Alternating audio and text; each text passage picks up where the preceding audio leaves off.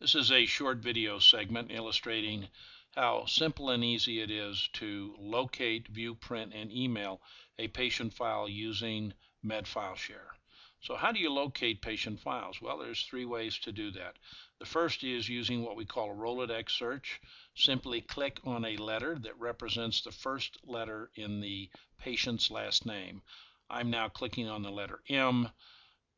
It has instantly located 4 patient file folders where the last name begins with the letter M.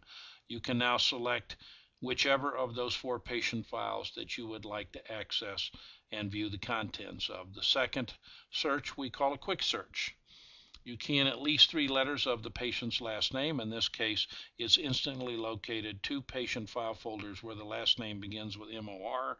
If you continue to expand on the last name, it will begin to get a shorter list of patients. In this case, we're down to 1 patient. I click on that patient folder, and it brings it up and makes it eligible for viewing. The third search option gives you a great deal of flexibility in how you locate patients' folders based on what you may know or not know. In this case, we're going to perform a search where all we know is the first letter of the patient's last name, and we know that the first name contains the letters STE. Once I've entered those qualifications, I click on the search button, and it has located a patient where the last name begins with the letter M and the first name begins with the letters STE.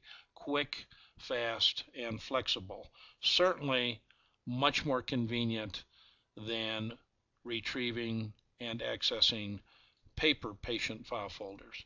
So how do I look at a file folder on MedFileShare? Well, that's easy. Simply click on the word View next to the patient that you want to see information for, and the system will access the digital file, and it will present that file with page 1 being shown first. In this case, we have a 7-page document. We can now move forward through the patient file by clicking on the next page icon. We can move forward another page by clicking on next page again. We will now be at page 3. If we want to go back to page 2, we can click on previous page. If we want to go directly to the end of the file, we can click on the last page indicator, and we're at the last page, and conversely we can move back to the first page of the file by clicking on the first page indicator. We have the capability of letting you determine what size the page should occupy within the viewing area. In this particular case, this document is now presented at 120% of its original size. So let's zoom out to where we have a 75% rendering, and now I see more of the page, and I can navigate to see the bottom of the page and navigate back up to see the top of the page based on the size monitor you have and based on the details that you want to have clarity. You can use the zoom in, zoom out feature to accommodate your viewing preference. So how do I print a document? Well, simply move over and click on the print indicator, and the system will now acknowledge that it's going to print the document. It will locate the printer that is attached to your workstation, and you can print all of the folder or you can print selected pages. How do I email a document? Well, we have a feature that's called Export to PDF. What does that really mean?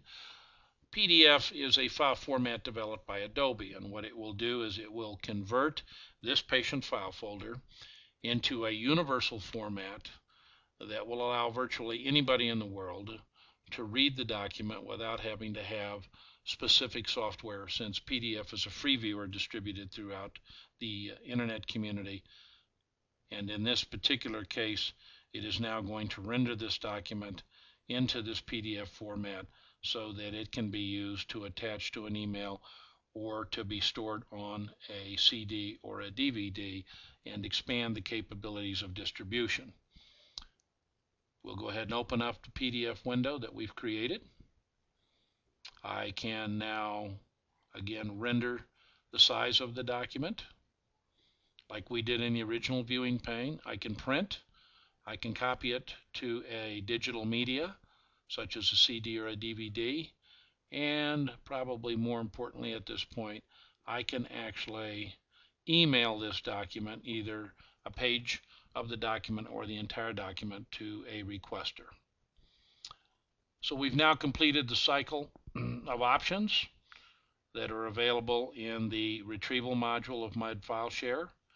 And if you want to learn more about the company, please go to www.medfileshare.com or come back into our viewing gallery in order to learn more about the other features available in MedFileShare.